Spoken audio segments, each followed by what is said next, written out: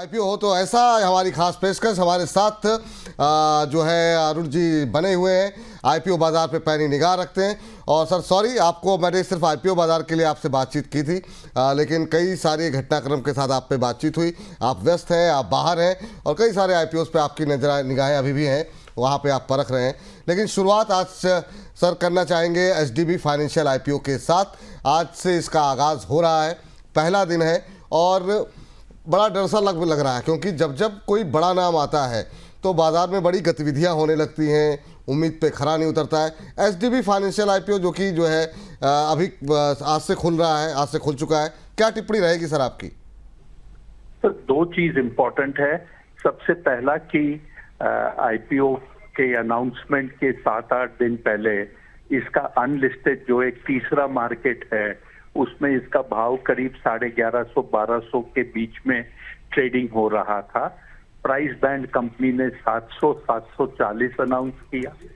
ये एक थोड़ा सा निराशाजनक रहा, लेकिन बहुत इंपॉर्टेंट चीज रही क्योंकि कंपनी और उसके मर्चेंट बैंकर ने अनलिस्टेड को लेकर प्राइसिंग नहीं की, कंपनी के फंडामेंटल को लेकर प्राइसिंग की।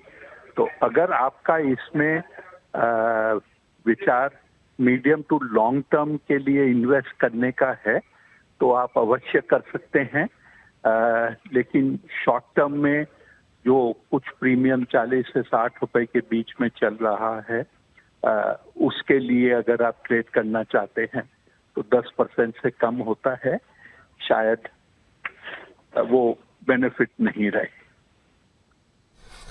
सर इसमें एक चीज़ जो है, अभी तो हम देखें तो ग्रे मार्केट प्रीमियम में 10% का प्रीमियम देखने को मिल रहा है, लेकिन इससे पहले जो बड़े बड़े आईपीओज आए, जैसे हुंडई का एक आईपीओ आया था, हमने देखा। उसके अलावा जो भी बड़े नाम आते हैं और खासतौर से अगर सबसे बड़ा वर्ड यूज है, जैसे ये एनबीएफसी का सबसे बड़ा आईपीओ है, तो क्या कोई मतलब टोटका तो नहीं है कोई? मतलब क्या लग रहा है सर आपको, और फाइनेंशियल कैसे देख रहे हैं आप? उम्मीदें काफ़ी ज़्यादा हैं सर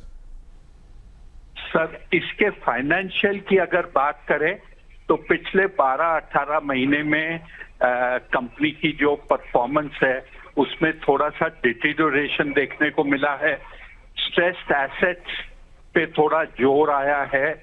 जीएनपीए, एनएनपीए जो ग्रॉस एनपीए और नेट एनपीए है उसमें थोड़ी सी बढ़ोतरी हुई है, तो परफॉर्मेंस थोड़ा खराब हुआ है। अगर वाकई में कोई आप रिस्क की बात करें तो सबसे बड़ा रिस्क है आरबीआई ने जो एक ड्राफ्ट सर्कुलर 2024 अक्टूबर नवंबर में कुछ इश्यू किया है, जिसमें ये कहा है कि जो संस्था जो कंपनी चलती है अगर उसकी एक्टिविटी उसका पेरेंट उसी टाइप की एक्टिविटी करता है तो उसमें डाइल्यूशन 20% या उसके नीचे करना होगा। एनबीएफसी और बैंक की एक्टिविटी सिमिलर होती है और उसको देखते हुए एचडीएफसी को अगर ये ड्राफ्ट सर्कुलर कानून में बदल गया तो ये धंधा या तो एचडीबी को बंद करना पड़ेगा या एचडीएफसी को इसमें 20% की होल्डिंग करनी पड़ेगी, जो इस आईपीओ के बाद 74 हो। जी जी सर एक चीज़ आपसे जानना चाहेंगे कि क्या ये मतलब अब लास्ट क्वेश्चन इसको, क्योंकि बाकी के 1-2 आईपीओ भी डिस्कस कर लेते हैं, कि क्या इसमें पैसे लगाएं और क्या सोच के लगाएं? क्या लिस्टिंग गेन का सोच के लगाएं, लॉन्ग टर्म के लिए सोच के लगाएं? मतलब जब पैसे लगाते समय क्या दिमाग में होना चाहिए? सर अगर आप ये जो ग्रे मार्केट प्रीमियम है और आपको पता है कि लिस्टिंग और ग्रे मार्केट जब आईपीओ चलता है तो उसमें फर्क बदलते रहता है, तो मान लीजिए आप 10% का भी लिस्टिंग गेन आज के दिन ले रहे हो, जो होते होते 5 और 15 में तब्दील हो सकता है जी। तो उसके लिए अगर आप करना चाहते हो तो कर सकते हैं। लेकिन अगर आप मेरे राय की बात सुने तो इसमें 1.5 से 2 साल में जो गेन्स होंगे वो इससे ज्यादा होंगे, क्योंकि बैंक की परफॉर्मेंस देखने के लिए आपको 2 साल का समय देना पड़ता है। जी, तो ये मान के चले सर तो कि मीडियम टर्म में इसका परफॉर्मेंस बेटर रहेगा, शॉर्ट टर्म में थोड़ा सा रिस्की हो सकता है, क्योंकि प्रीमियम का ही बेसिस के ऊपर आप अप्लाई कर रहे हैं। ठीक, तो मतलब कुल मिलाकर के सर आपकी बातों का निचोड़ ये निकालें कि शॉर्ट टर्म वाले या लिस्टिंग गेन वाले भी अप्लाई कर सकते हैं थोड़े रिस्क के साथ, लेकिन जिनका नज़रिया थोड़ा लंबा है, मीडियम टू लॉन्ग टर्म, वो निश्चित रूप से निवेश कर सकते हैं एचडीबी फाइनेंशियल आईपीओ पे, जो कि आज से खुला हुआ है। ठीक है, एकदम एकदम सही कहा आपने। चलिए सर, एक अगला आईपीओ जरा स्क्रीन पर लेकर के आ जाइए फटाफट। एलन बेरी आईपीओ सर, जो कि मंगलवार से ही खुला हुआ है और करीब 1 जुलाई के आसपास संभावनाएं हैं इसके लिस्ट होने की। कल बंद होगा सर। आप कैसे देख रहे हैं सर इस आईपीओ को? 380 से 400 रुपए का प्राइस बैंड रखा गया है। आपकी टिप्पणी क्या होगी सर इस आईपीओ को लेकर के? क्या संभावनाएं हैं यहाँ पर? सर, दो चीज बताएं। इसका जो धंधा है, ये हवा जो फ्री में मिलती है उससे गैस बनाता है, ऑक्सीजन, नाइट्रोजन और आर्गन। इसका जो मुख्य रॉ मटेरियल है वो होता है बिजली, क्योंकि बहुत बिजली लगती है ये गैस को सेपरेट करने में और उसे बनाने में।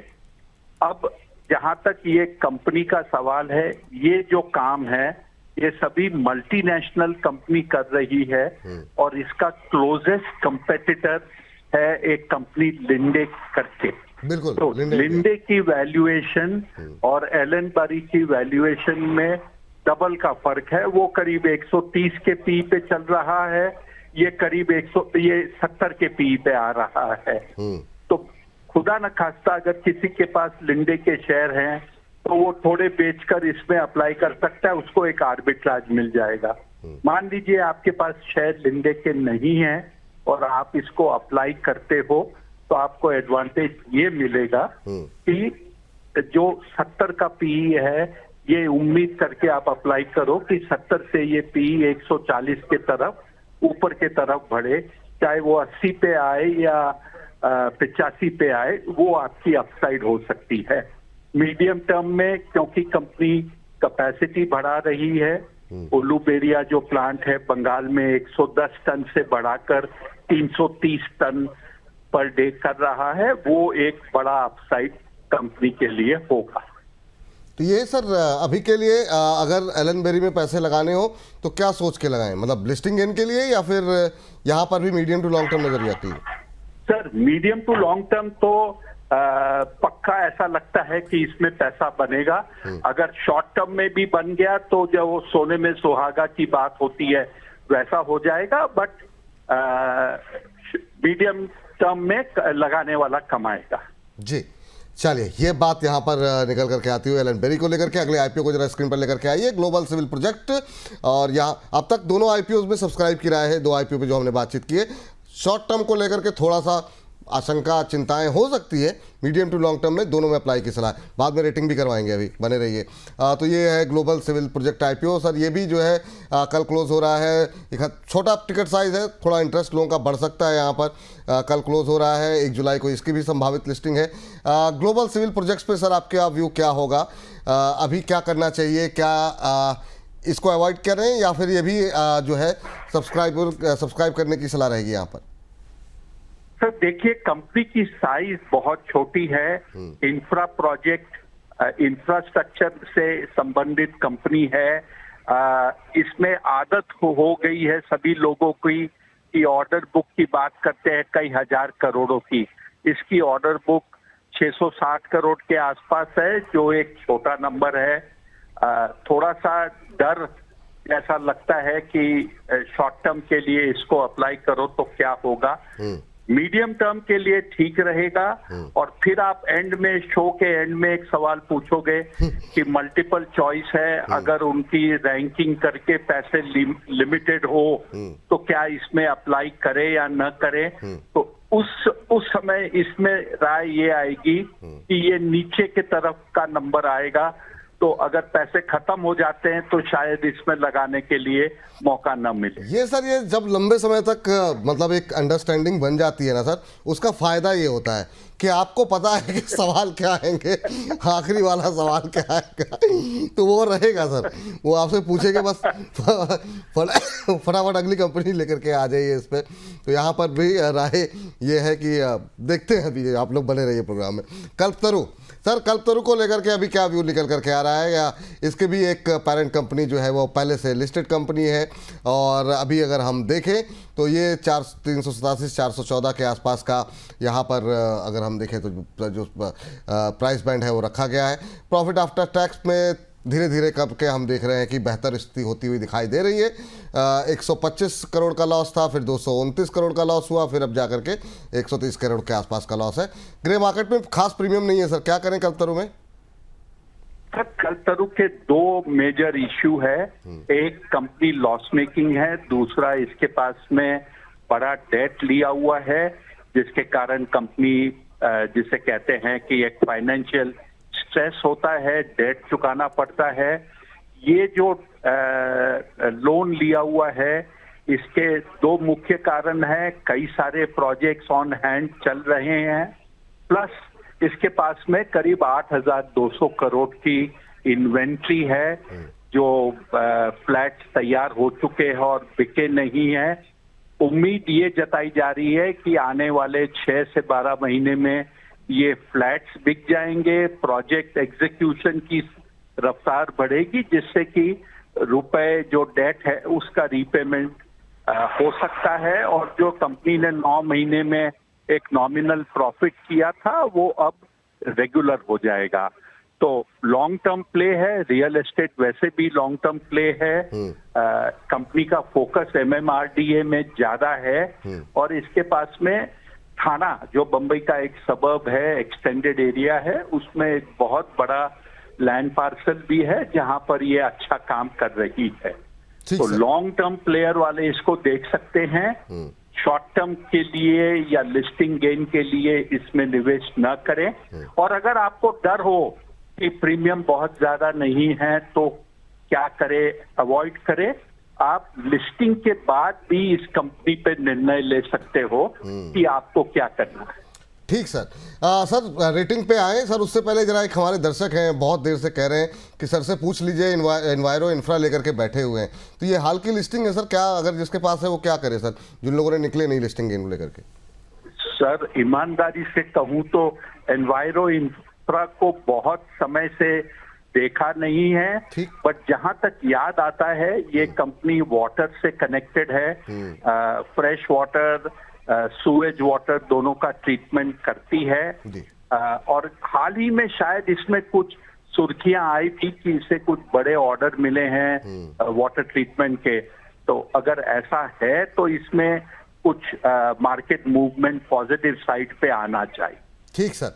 अब सर आखिरी सवाल पे आते हैं कि ये जो हमने 4 आईपीओ डिस्कस किए हुए हैं, और जिसमें बाकी के 3 की तो शायद कल लिस्टिंग, कल जो है लास्ट डेट है, एक का इतना बड़ा आईपीओ आज खुला हुआ है। 1, 2, 3, 4 की रैंकिंग में sir best, second best, third best और फोर्थ के नंबर पे कौन रहेगा सर? तो सर एचडीबी पहला नंबर, दूसरा नंबर एलन बारी, थर्ड नंबर में कल्पतरू और चौथे नंबर में ग्लोब। ठीक सर। अगर किसी 2 को अवॉइड करना हो तो ये हम मान के चले तीसरे चौथे वाले जो हैं कल्पतरू और ग्लोब, इन 2 को अवॉइड कर सकते हैं अगर पैसे लिमिटेड हैं तो? हाँ वो कर सकते हैं, और ज्यादा डाउट हो तो दूसरे, तीसरे और चौथे में से आप जो कहते हैं ना कि सिक्का लेके टॉस कर सकते हैं, भाई किसको निकालना। ये अच्छा है सर। अरुण सर आप बिजी हैं, नागपुर में हैं और अपने काम में व्यस्त हैं, उसके बीच से समय निकाला आपने, बहुत बहुत दिल से शुक्रिया आपका, और काफ़ी टाइम हमने आपका लिया, बहुत बहुत धन्यवाद। लेकिन बहुत सारे दर्शक आपको पसंद करते हैं, आपको सुनना पसंद करते हैं, और इतने सारे आईपीओ खुले थे तो बिना आपकी जब तक मोहर ना लगे तो हमारे दर्शकों को भी बेचैनी रहती और मुझे तो खास तौर से बेचैनी रहती। बहुत बहुत शुक्रिया, बहुत बहुत धन्यवाद आज की इस चर्चा में हिस्सा जी आपको और सभी दर्शकों को जो इतना प्यार जताते हैं, दिखाते हैं, सही दिल से बहुत बहुत आभार, शुक्रिया।